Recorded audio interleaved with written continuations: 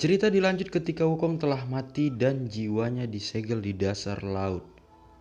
Film ini dimulai dengan cerita singkat perjalanan seorang biksu bersama 4 ekor siluman melakukan perjalanan untuk mengambil kitab suci ke barat. Perjalanan yang memakan waktu lama dan rintangan yang banyak mereka lewati bersama hingga mereka berhasil sampai di tujuan dan mendapatkan kitab suci, yaitu api penyucian. Api penyucian merupakan benda magis yang memiliki kekuatan dahsyat apabila berada di tangan yang tepat. Api penyucian itu lalu diberikan kepada Kaisar Langit sebagai tanda misi telah selesai. Namun, Kaisar Langit sebenarnya memiliki rencana jahat yang melibatkan skandal bersama para dewa, bahkan putrinya sendiri ia buang ke dunia bawah karena secara tak sengaja telah mendengar rencana jahat yang mereka buat. Menyadari ada yang ganjal dari Kaisar Langit yang membuat Dewa Rulai memutuskan merebut api secara paksa. Lalu ia pergi ke gunung Tianyu, kampung dari suku naga, lalu memberikan api kesucian agar menjaga api kesucian agar tak jatuh ke tangan yang salah.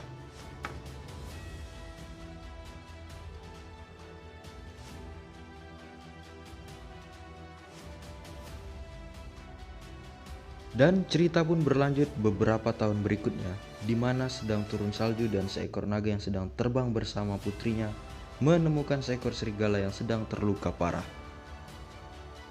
Dan mereka pun menolong serigala itu dengan memakaikan kalung ajaib milik Xiaoyi putrinya untuk menyelamatkan nyawa serigala. Lantas serigala itu pun sembuh dengan cepat. Waktu berlalu dan serigala itu tumbuh menjadi remaja lelaki berwujud manusia bernama Bailang.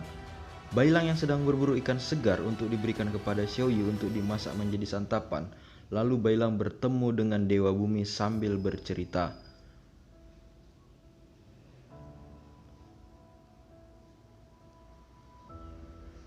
Kemudian seketika tiba-tiba langit pun berubah menjadi gelap.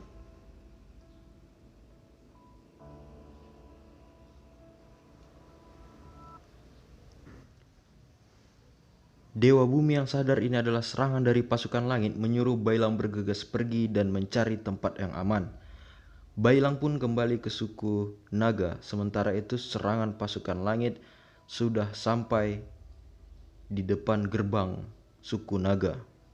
Bersama putranya Yuzong, sang Raja Naga bersiap-siap untuk bertempur, di mana di luar pasukan langit yang dipimpin oleh Dewa Erlang sudah bersiap untuk menyerang karena ia telah mengetahui bahwa api kesucian disembunyikan oleh suku naga.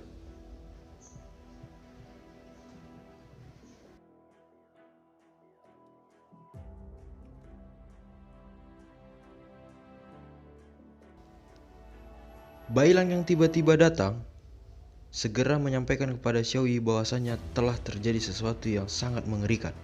Menyadari yang berperang adalah Raja Naga melawan pasukan langit, Bailang pun mengajukan diri untuk membantu sang Raja Naga menghadapi pasukan langit. Namun bantuannya ditolak mentah-mentah oleh Raja Naga. Pada awalnya Dewa Erlang meminta baik-baik api penyucian agar tidak terjadi pertempuran yang fatal.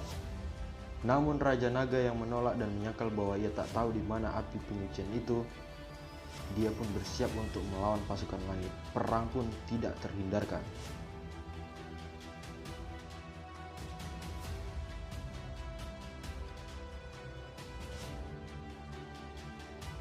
Begitupun Yuzong yang terlihat masih bisa mengalahkan pasukan langit. Sampai akhirnya Dewa Sangsin, sang tangan kanan Kaisar Langit, menyuruh Dewa Erlang agar segera menghabisi suku naga tak tersisa sedikit pun.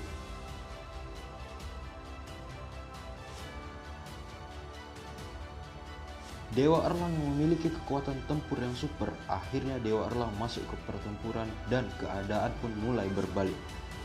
Sedangkan Bailang yang bertarung hampir saja ia terbunuh. Beruntung ia segera diselamatkan oleh Yuzong.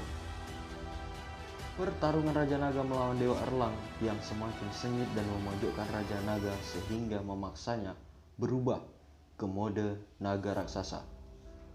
Tetapi tetap saja Dewa Erlang mampu mematahkan dan mengalahkan Raja Naga sehingga ia memenggal kepalanya. Tak hanya itu, bahkan semua naga yang ikut juga dibantai dengan sadis oleh Dewa Erlang. Sadar akan kekalahan, Yuzong pun membawa kabur Xiaoyi dan Bailang. Dewa Erlang yang tak membiarkan mereka pun akhirnya memanahnya dari kejauhan. Mereka pun terkena panah dan terjatuh ke hutan. Sebelum meninggal, Yuzong memberitahu Bailang bahwa Xiaoyi selama ini adalah wujud lain dari api penyucian, di mana Raja Naga telah memprediksi kedatangan pasukan langit dan menyembunyikan api kesucian dengan mengubah wujud aslinya. Kini Yuzong mengubah Xiaoyi ke wujud api penyucian dan menyuruh Bailang untuk mengembalikannya ke tempat semula bersama seorang biksu menuju perjalanan ke barat.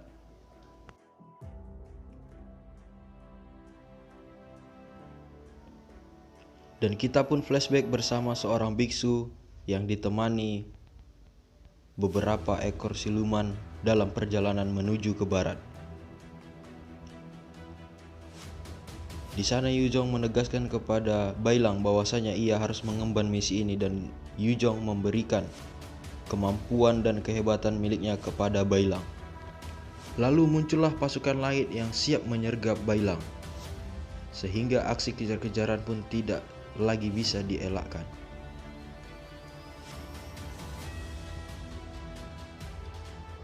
Aksi saling berebutan api penyucian, kemudian terjadi serangan secara mendadak oleh siluman.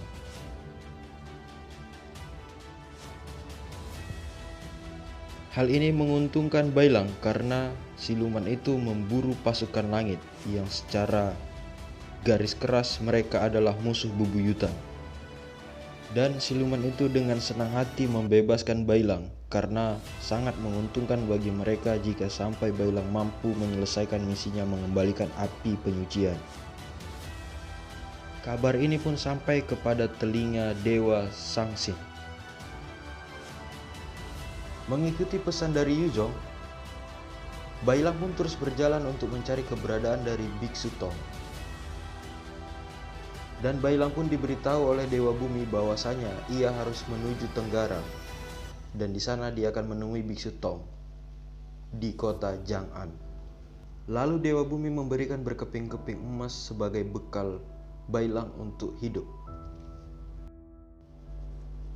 Bailang yang kebingungan mencari keberadaan Biksu Tong, ia pun memutuskan untuk sejenak membeli makanan karena ia sudah lapar berhari-hari melakukan perjalanan. Ketika ia memberikan sekeping emas, pedagang pun berbondong-bondong menawarkan barang dagangannya, sampai akhirnya salah seorang pedagang menunjukkan bahwasanya ada sebuah tempat di mana sang Biksu Tong tinggal. Akhirnya Bailang pun menemukan sang Biksu Tong. Biksu Tong yang hanya tidur-tiduran. Lalu Bailang pun menceritakan bahwasanya ia mengemban misi mengantarkan api penyucian menuju ke barat, dan ia meminta Biksu Tong untuk menemaninya melakukan perjalanan tersebut. Sontak Biksu Tong sangat marah karena ia tersinggung dan trauma akan perjalanan di masa lalunya.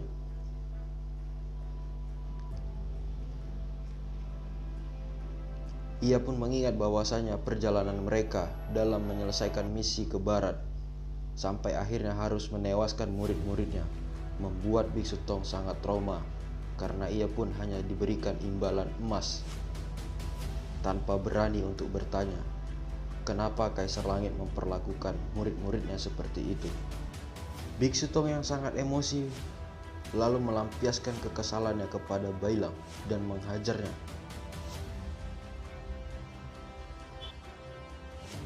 Lalu secara mengejutkan muncullah sang dewa bersama beberapa pasukan langit yang siap untuk menangkap dan mengambil api penyucian dari tangan Bailang.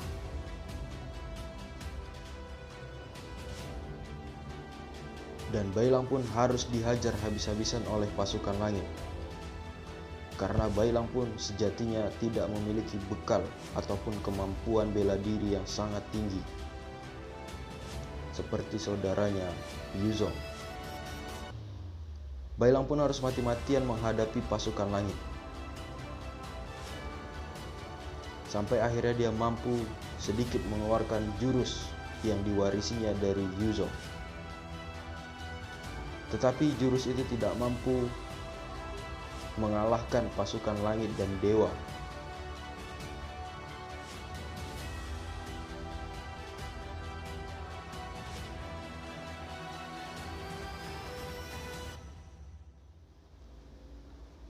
Bailang yang sudah kalah dan meminta tolong mengingatkan sang biksu akan kejadian beberapa tahun yang lalu.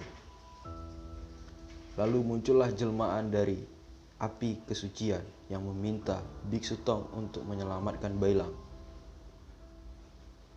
Karena sejatinya jelmaan ini jugalah yang mendatangi Wukong di dalam mimpi agar tidak menyerahkan api penyucian kepada Kaisar Langit.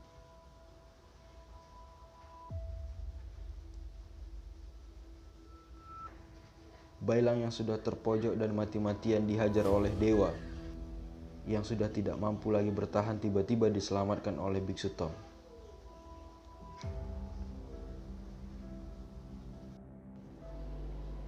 Akhirnya Biksu Tong pun harus berduel dengan sang dewa